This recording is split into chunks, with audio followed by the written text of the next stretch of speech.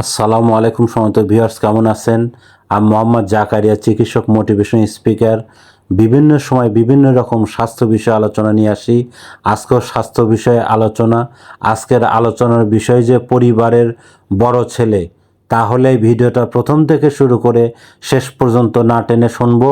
প্রথমে একটি লাইক দেব, সাবস্ক্রাইব করব, নোটিফিকেশন অন করব, পেজে ফলো দিব, তাহলে স্বাস্থ্য সম্পর্কে নোটিফিকেশন আপনাদের কাছে পৌঁছে যাবে।